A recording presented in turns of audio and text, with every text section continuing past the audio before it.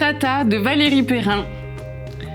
C'est la fin d'un coup de cœur littéraire que j'avais eu pour Valérie Perrin il y a quelques années. Et je vais vous expliquer pourquoi. Alors déjà, est-ce que vous avez lu ce livre-là de Valérie Perrin ? Le petit dernier, publié chez Albin Michel, il est sorti en 2024. Je l'ai lu et j'ai été une fois de plus déçue. Il faut déjà que je vous raconte l'histoire depuis le début pour que vous compreniez. Alors moi, ma découverte de Valérie Perrin, c'était avec Changer l'eau des fleurs, un livre que j'avais adoré, que j'avais lu de manière vraiment complètement hasardeuse. On me l'a prêté, on m'a dit tiens, lis-le, il est génial.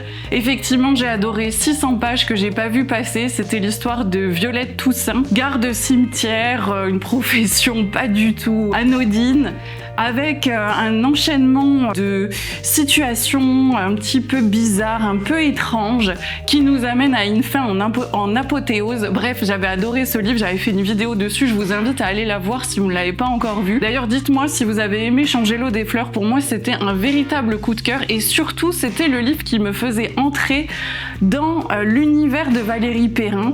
Faut savoir que Valérie Perrin, elle est co-scénariste au cinéma et ça se sent dans ses livres. Alors il y a des gens qui aiment ou qui n'aiment pas ce type de plume. J'ai entendu des gens qui disaient moi j'aime pas cette manière de narrer les choses, de raconter.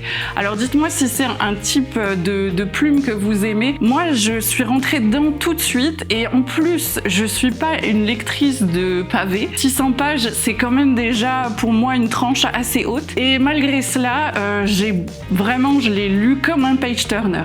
Il y avait un suspense, il y avait des tas de choses qui nous laissaient toujours rebondir et qui nous donnaient toujours envie d'aller au bout.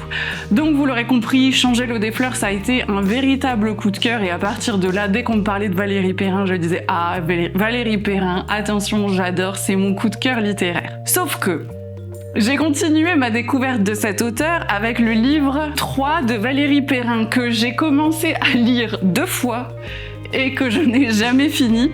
Alors ça se passe dans la fin des années 90. Il y a une intrigue avec une bande de jeunes, donc notamment Adrien, Nina et Étienne, si je me souviens bien. C'était très présent d'ailleurs, la période, les années 90-2000, c'était assez marqué dans le début du récit, mais en fait, à part ça, je peux pas vous dire grand-chose. Je me suis très vite ennuyée, je l'ai laissé de côté, je me suis dit c'est pas grave, c'est peut-être pas le bon moment.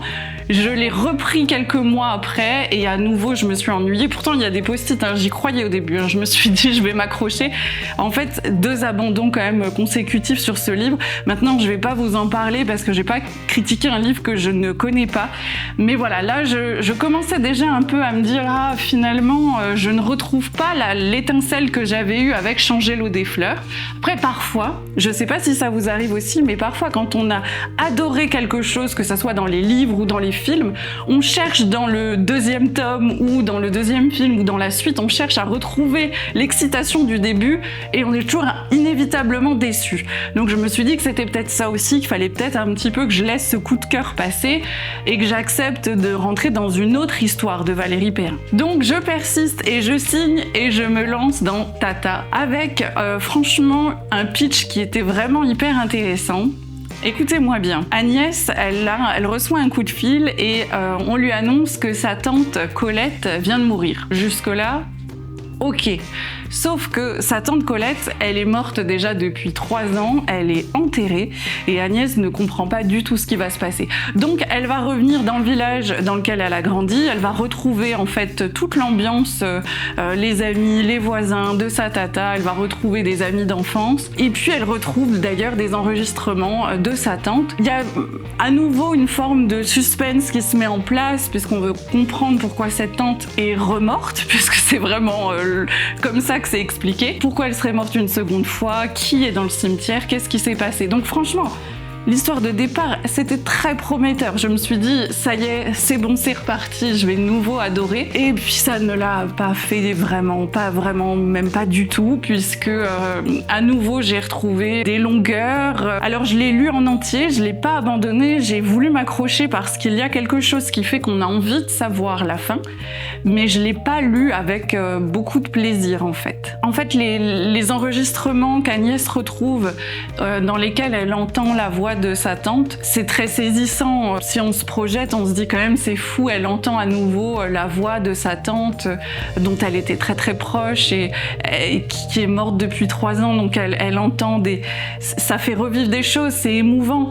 Mais en fait, c'est un gimmick qui revient tout le temps pendant des pages et en fait, ces enregistrements-là, ça alourdit énormément le récit et après, ça part dans plein de choses.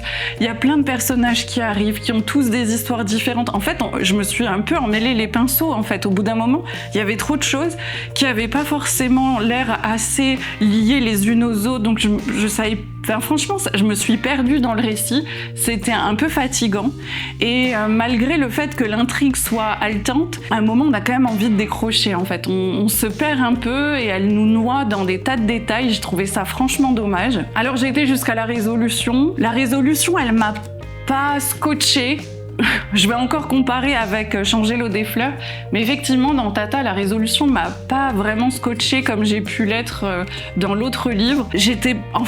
Très honnêtement, j'étais presque soulagée d'avoir enfin une résolution. Voilà, j'en étais là quand même, à me dire de manière vraiment très pragmatique, je veux juste la résolution, la fin. J'ai passé 600 pages avec cette histoire, j'ai envie de savoir quand même ce qui s'est passé, mais la fin m'a plus fait l'effet d'un soulagement que d'un waouh, un truc exceptionnel. Je sais pas si vous avez vécu cette fin de cette manière-là, dites-moi dans les commentaires. En tout cas, c'est à nouveau une déception. J'ai regardé beaucoup d'avis autour de Valérie Perrin, je sais que c'est une auteure qui est vraiment appréciée, je suis toujours un peu déçue de passer à côté parce que j'ai eu un tel coup de cœur au départ. Je sais qu'elle a aussi écrit Les Oubliés du dimanche. Je retenterai bien le coup, d'ailleurs dites-moi si vous le connaissez, s'il vaut le coup justement, encouragez-moi, incitez-moi à le lire, dites-moi dans les commentaires si je serais aussi emballée qu'avec Changer l'eau des fleurs. C'est un petit peu énervant quand on a un coup de cœur et qu'on part sur une auteure à fond en se disant là on a trouvé une plume différente, on a trouvé quelque chose et puis en fait chaque nouveau livre ça fait un petit plouf, c'est un peu dommage. Après ce qui est aussi inhérent à Valérie Perrin, c'est que ce sont des gros pavés et comme je l'ai dit en introduction, je suis pas une lectrice de pavés. J'aime lire, mais j'aime bien rester dans quelque chose d'assez dynamique. Non pas que lire des pavés, c'est pas dynamique, hein, je veux pas vexer ceux qui adorent lire des gros trucs ou des grandes sagas, mais c'est vrai que moi j'aime bien varier les plaisirs, changer d'univers, changer d'histoire. J'aime bien un moment, au bout de 300 pages, j'aime bien changer, passer à autre chose. Donc autant vous dire que quand il y a un livre qui me happe sur 600 pages, c'est que vraiment je me suis accrochée parce que c'est pas forcément mon truc de prédilection au départ. Voilà ce que je peux vous dire pour Tata, à nouveau une déception. J'en suis la première désolée, peut-être que je me lancerai vers Les Oubliés du dimanche. En tout cas, Valérie Perrin, elle a un lectorat, elle a beaucoup de succès, elle va faire l'objet d'adaptations.